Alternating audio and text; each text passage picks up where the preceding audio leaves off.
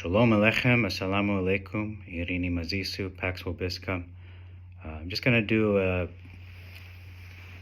video on Sukkot, just some reflections on Sukkot.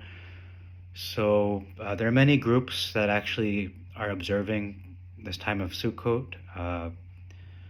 There's even groups who have kept it already, and even another group that is going to keep it next month. Yes, they're going to keep Sukkot in, it'll be November, if I'm not mistaken, or the end of October, so it's kind of late. But anyway, I'm not here to judge. All I'm going to do is I'm going to bring up all the advantages or the pros of a lot of the different groups that keep Sukkot, and then talk about the purpose of Sukkot. So I started with the Church of God, which stems from Herbert W. Armstrong, who has a very bad reputation online. But despite this man's reputation and the things he reportedly has done and his son has done, the truth is the truth. Adonai is Adonai. King David himself, also committed things that are not very honorable, but doesn't change the fact that Adonai is the real Elohim. He's the Elohim of Israel. He's the creator God. So, having said that, the truth is the truth. But unfortunately, Herbert W. Armstrong, took the name of Adonai and brought shame unto it, turned it into nothing, breaking the third commandment. I'm not saying I'm not guilty of that. I'm just saying that his actions, and his reputation can bring up a lot of stigma and prejudice. But having said that, it doesn't change the fact that Deuteronomy, or I should say Leviticus 23, instructs us regarding the feasts of Adonai, the Moedim, and Sukkot remains a Moedim. So what is an advantage, what is a pro of the Church of God in regards to the Feast of Tabernacles? Well, for one, they do observe this feast as a pilgrimage festival. So they will leave their city or their province, their state, their country even, their nation, even their continent, and they'll travel to another location and keep the feast there. Okay, so I'll leave it at that. And actually they focus on enjoying the feast. The commandment is, you shall rejoice before the Lord, and so on. So that's that Church of God. And then the Messianic groups, what's the advantages there? I would say, well, obviously the Messiah, they keep a lot of Jewish kind of elements regarding Sukkot. They'll build a sukkah, or they'll sleep in a tent, and different things like that. But they really understand the deeper symbolic meanings of, even the lulav and so on, what it represents. So I'll leave it at that for the Messianic groups, as well as the prophetic parts of Sukkot as well. So there is understanding, and even Church of God, as to what Sukkot represents, the millennial kingdom, the rule of Jesus Christ, of Yeshua, and lastly, the Yehudim, the Jews who keep Sukkot. What are the pros there? Well, they're keeping things by the letter of what is written regarding this feast, for the most part anyway. It is a pilgrimage feast. A lot of Jews will go to Jerusalem, and even Messianics will go there too. But the saying is, next year in Jerusalem, to keep the Feast of Tabernacles. That's what it means.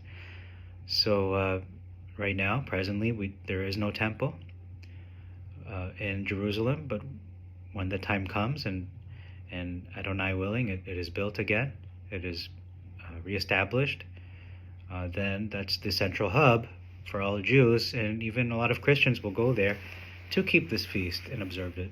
Sukkot. So I think those are all the pros about all these different groups that are observing it. The Sukkot, Feast of Tabernacles, Feast of Booths, whatever you want to call it. I don't want to go through all the negatives because I think it can become a little bit mean-spirited. I don't want to get into that. So I want to talk about the purpose of Sukkot, okay? So one of the purposes when it comes to dwelling in tents or dwelling in a temporary shelter, dwelling in a temporary living condition, what I did this year, I didn't observe it to the letter, and I'm ashamed that I was not able to. I had my tent already, but I couldn't find the frame for the tent, so it was just flat. I couldn't sleep in a flat domain. I'm not going to sleep in a pancake. So what did I do? Well, I reasoned, okay, well, I'm not going to sleep in my house, so I'm going to sleep outside. But did I build a sukkah? No, I didn't build a sukkah. What did I do? Well, I have a car, and I set up a bed in there, and I said, you know what? This is not fulfilling the letter of what Sukkot is, but maybe more to the spirit of it. So I hope, that Adonai will have mercy upon me for what I have done. I should have been more prepared, but I slept in my car essentially slept in my car for 7 days. Had the window open, a crack, and so on. So that was my temporary abode for 7 days when I kept Sukkot last month. Should you do this? I don't recommend it. I believe we should dwell in tents. So what is the purpose? What's the purpose of Sukkot in regards to dwelling in tents? Well, prophecy tells us of a time where Israel as a nation will be hunted down, and perhaps including the believers in Yeshua as well might be included in that group, because it says those who have the testimony of Yeshua and those who keep the commandments, they will be in the wilderness, and they're going to dwell there for a certain amount of time. They're not just going to live in the wilderness out in the open. They're going to be living in tents. They're going to dwell in tents. So Sukkot is a sort of a wilderness training, survival training exercise. Yes, it sounds kind of funny, but it's true. When you look at Passover as well, that's also training and an exercise. It's a rehearsal. It's a dress rehearsal for what's to come. You're supposed to eat the bread and the lamb and so on Passover, not all comfortable and ready to go to bed. You're supposed to wear your coat and have your sandals on your feet, and you're all packed up. You're ready to go.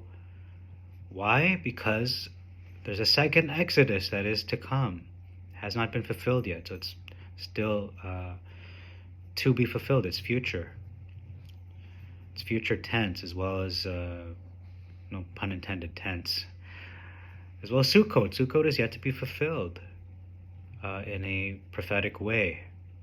Okay, so what's going to happen there in Sukkot when it's fulfilled? Well, not only will Israel and perhaps some of the Gentiles, being part of that, will be dwelling in tents in the wilderness, most likely in Saudi Arabia, near the Mount Sinai area, but Yeshua himself will be with them, will be dwelling with them, will be Sukkoting with them.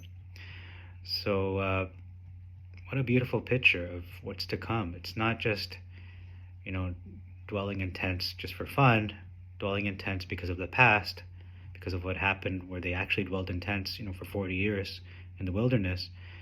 It's not only teaching us, lessons about survival today and a dress rehearsal for what's to come in the future, but it's showing there's a lot of lessons, just even when you look at Yom Kippur, how we don't depend on outward circumstances to sustain us. We know that Adonai is our preserver of our lives, that he's the one who gives us the strength. And so Sukkot kind of builds on top of that, where we know that Adonai is our provider, that he's our protector, that he's the one who saves us. He's going to save all of Israel from the Antichrist, from those nations that want to destroy all of Israel. And Sukkot is just such a beautiful picture of representing his promises being fulfilled, because most of Jewry today, they are waiting for the Messiah to come and save them, to come and destroy their enemies, to come and reestablish the kingdom of Israel, to rebuild the temple and so on, bring world peace, teach the Torah, and so on and so forth. So that will happen. But before that, all of that is fulfilled, they have to go through that wilderness experience. And Sukkot pictures that in a great way. So I hope this video was helpful. It was suggested to me by a brother in the faith to, perhaps speak on Sukkot, so that's what I'm doing. So thank you for your time. Those keeping Sukkot, Chag Sukkot Sameach, and Shalom Aleichem, Assalamu Alaikum, Irini Mazisu, and Pax Vobiscum. Peace be unto you. Maranatha.